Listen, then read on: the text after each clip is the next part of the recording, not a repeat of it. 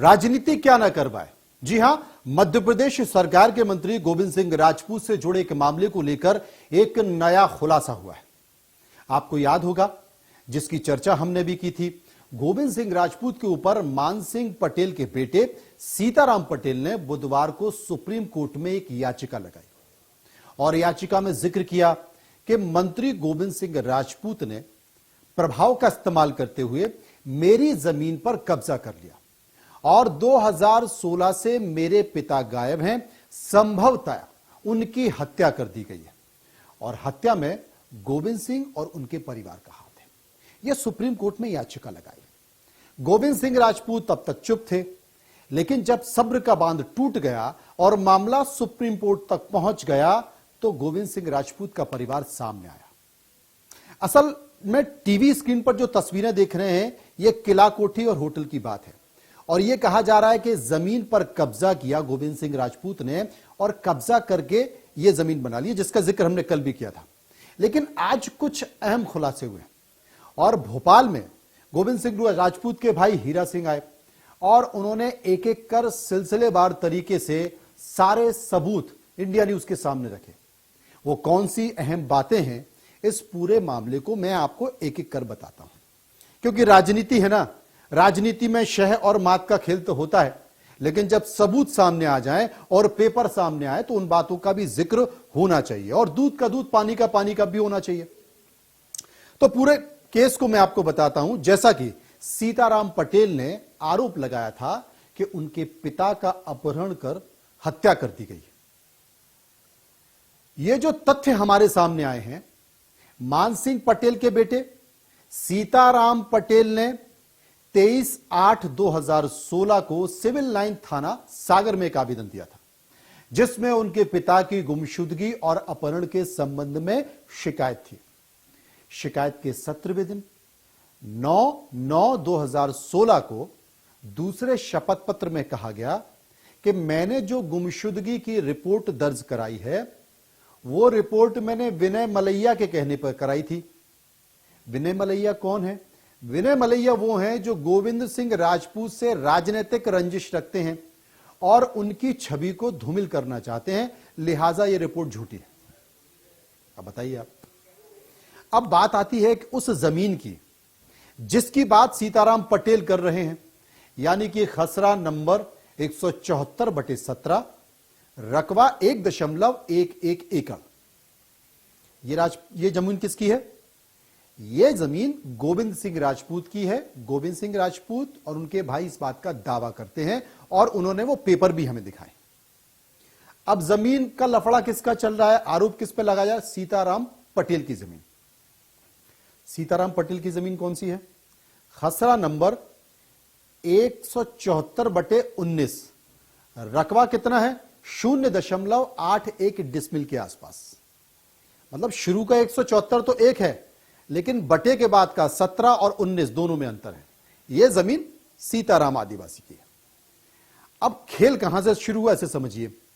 असल में लोग मशीनों के भरोसे रहता ना, लोग डिजिटलाइजेशन हुआ है और लोग मानते हैं कि इंसान से तो गलती हो सकती है, लेकिन मशीन से नहीं हो सकती, कंप्यूटर से भी हो सकती है। लेकिन यहां कंप्यूटर से गलती हो गई, मशीन से गलती हो गई और खेल यहीं पर पूरा हो गया। खेल क्या हुआ कि कंप्यूटर से गलती क्या हुई और गलती से पूरा घालमेल हो गया। अब घालमेल क्या हुआ उसे समझ लीजिए। घालमेल यह हुआ कि सीताराम और मानसिंह के द्वारा एक आवेदन एसडीएम सागर को दिया गया, जिस पर तहसीलदार महोदय ने गोविंद सिंह राजपूत, जो मध्य प्रदेश सरकार के मंत्री हैं, उनको एक नोटिस दिया जवाब देने के लिए कि भाई ये कंप्यूटर में ये जो खसरा है, इस पर भी नाम आपका चढ़ गया है और हमें इस पर आवेदन आया, इस पर जवाब दीजिए। उस पर गोविंद सिंह राजपूत ने जवाब दिया कि ये जो जमीन है, उस जमीन पर त्रुटिवश मेरा नाम चढ़ गया है, लिहाजा यह जमीन मानसिंह पुत्र सीताराम पटेल की है और इस जमीन पर उनका नाम दर्ज किया जाए। मैं अपनी सहमति देता हूं। साथ ही यह भी कहा कि जमीन मेरे नाम से कैसे दर्ज हो गई मुझे पता ही नहीं है। तो जमीन मेरे नाम से दर्ज हो गई, यानी कि कंप्यूटर बाबा झूठ बोल गए, कंप्यूटर बाबा से गलती हो गई तो उस गलती को सुधार दो। इसका एक पत्र गोविंद सिंह राजपूत ने दिया 19/10/2016 को। कागजों में गलती को सुधारते हुए यह जमीन वापस मानसिंह पुत्र सीताराम पटेल के नाम पर दर्ज हो गई और आज भी यह जमीन मानसिंह पुत्र सीताराम पटेल के नाम पर दर्ज है। कौन सी? 174/19, 81 डिशमिल के आसपास। अब इस जमीन पर, जो कि हीरा सिंह, गोविंद सिंह राजपूत के भाई हैं, गोविंद सिंह राजपूत भी कहते हैं कि इस जमीन पर ना तो कोई निर्माण कार्य है, ना इस पर कब्जा किया गया है। इस जमीन पर कब्जा आज भी मानसिंह पुत्र सीताराम पटेल का है। और जो रॉयल पैलेस और किला कोठी का जिक्र किया जाता है, वो रॉयल पैलेस और किला कोठी वो अलग है, वो जमीन मेरी है। उसका खसरा नंबर क्या है? 174/17 और वो 1 कुछ एकड़ के आसपास है। बस खेल यही हो गया। अब इस पूरे मामले पर हीरा सिंह ने क्या किया, जो कि गोविंद सिंह राजपूत के भाई, एक बार उन्हें सुन लें, उसके बाद कुछ और बड़े खुलासे में आपको बताऊंगा। सुनिए। देखिए भाई साहब, ये सारा आरोप निराधार है। 2016 में हम सब डॉक्यूमेंट सहित आपको बताने वाले हैं। 2016 में इसी सीताराम पटेल ने एक शिकायत की थी, 2 लोगों के दबाव में आके सिविल लाइन थाने में। बाद में जब जांच हुई तो उसी सीताराम पटेल ने, जिसके सीताराम पटेल के सगे चाचा मेरे पास बैठे, मानसिंह पटेल के सगे भाई उत्तम पटेल, तो फिर सीताराम पटेल जिसने शिकायत की थी, उसी ने सिविल लाइन थाने में पूरी जांच के दौरान एक शपथ पत्र दिया और उस शपथ पत्र में लिखा उसने कि मैंने जो शिकायत की थी गोविंद राजपूत जी के खिलाफ, ये टोटली फ्रॉड है, झूठी है। मैंने कौन मलैया? विनय मलैया और एक अन्य पटेल के दबाव में आगे की थी। ये उन्होंने शपथ पत्र दिया था 2016 में और उस समय वो जांच खत्म हो गई। उस शपथ पत्र की कॉपी हमारे पास है। गोविंद सिंह राजपूत असल में माधवराव सिंधिया के समय से सिंधिया परिवार के साथ, माधवराव सिंधिया के बहुत करीबी थे। माधवराव सिंधिया ने उन्हें मध्य प्रदेश युवा कांग्रेस का अध्यक्ष बनाया और उस वक्त गोविंद सिंह राजपूत ने पूरे मध्य प्रदेश में घूम घूम के अपना प्रभाव जमाया और तमाम कार्यकर्ताओं को इकट्ठा किया। तब से गोविंद सिंह राजपूत भोपाल यानी कि मध्य प्रदेश की लीडरशिप और दिल्ली की लीडरशिप के दिमाग पर आ गए। उसके बाद वो लगातार विधानसभा का चुनाव जीतते रहे, बुंदेलखंड का प्रभावशाली चेहरा। और जब कांग्रेस बनी तो सिंधिया खेमे से सबसे मजबूत विभागों में और दावेदारों में निकल कर आए। आज भी ज्योतिरादित्य सिंधिया के खेमे में वो सबसे प्रभावशाली और बड़े नेता के तौर पर माने जाते हैं। लेकिन राजनीति क्या न करवाए, क्योंकि राजनीति में शय मात का खेल होता है ना, जैसे शतरंज में होता है शय मात का खेल, वैसे राजनीति में भी होता। क्योंकि जब तक मैं तुमको नहीं गिराऊंगा मैं आगे नहीं बढ़ूंगा, जब तक तुम मुझको नहीं गिराओगे मैं आगे नहीं बढ़ूंगा। तो इसी राजनीति के खेल के इर्द गिर्द इस पूरे मामले को देखा जा रहा है। घनौरा, जो कि बीजेपी के नेता हैं, आज जनपद पंचायत के सीईओ ने उनके ऊपर एक गंभीर मामले में मामला दर्ज कर लिया और 1.5 करोड़ का पंचायत का मामला है, उस पर जांच बिठा दी है भ्रष्टाचार की।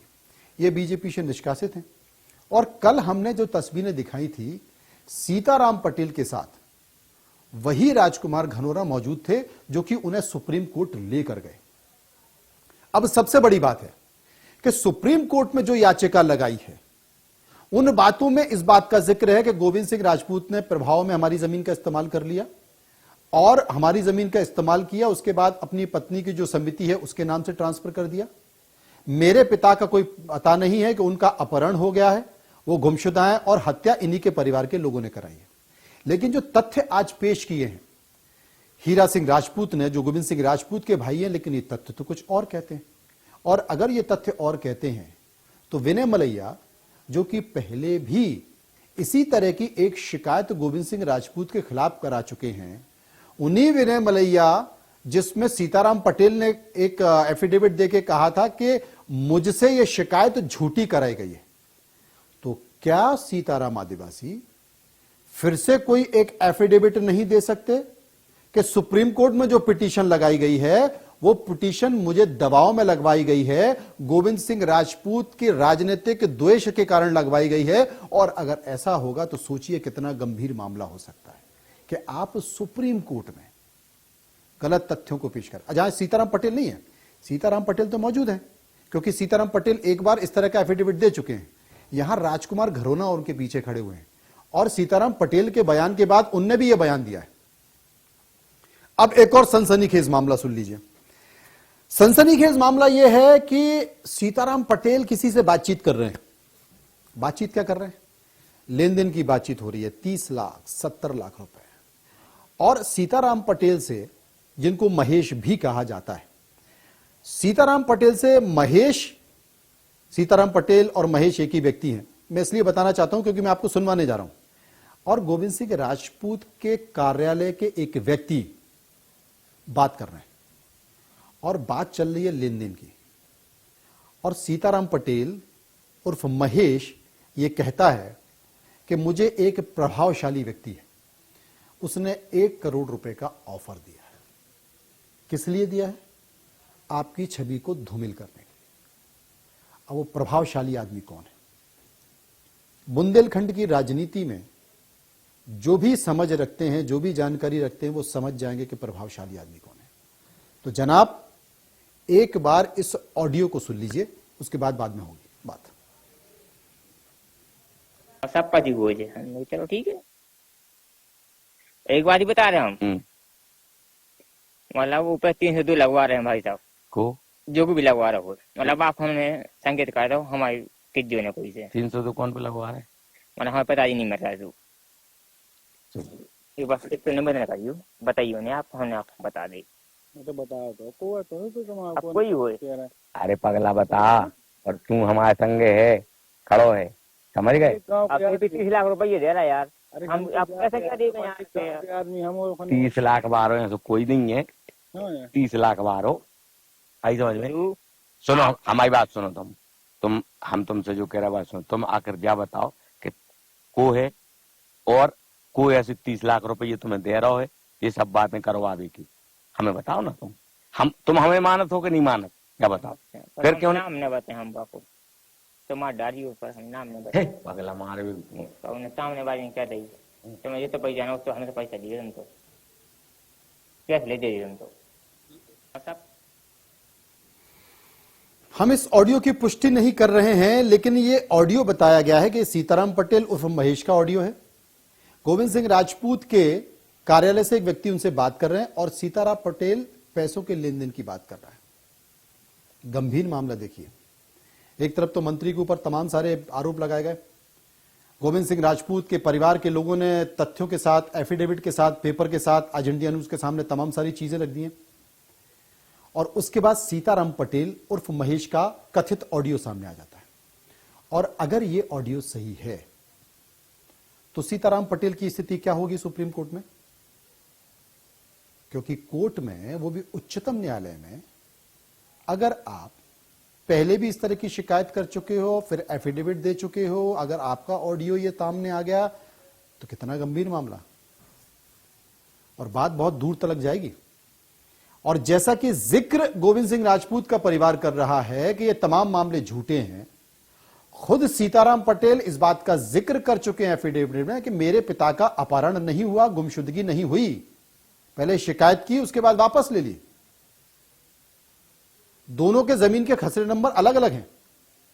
तो क्या सुप्रीम कोर्ट में गलत याचिका लगाई गई है? उसमें जो तथ्य पेश किए गए वो गलत किए गए? क्या गोविंद सिंह राजपूत की राजनीतिक छवि खराब करने के लिए सब किया गया है? अब इस पूरे मामले पे तो जांच होनी चाहिए। अगर जांच की बात, याचिका की बात अगर सीताराम पटेल कर रहा है, तो खुद गोविंद सिंह राजपूत को भी इस मामले में जांच की बात करना चाहिए, एसआईटी की बात करनी चाहिए कि इस मामले पर एक एसआईटी का गठन किया जाए, और जिस बड़े नेता का जिक्र सीताराम पटेल कर रहे हैं, उस बड़े नेता की खोज की जाए।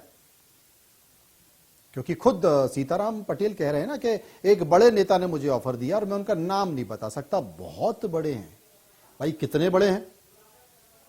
कितने बड़े हैं? प्रधानमंत्री हैं, मुख्यमंत्री हैं, मंत्री हैं, सांसद हैं, विधायक हैं। बताओगे ना, सच्चाई तो सामने आनी चाहिए ना।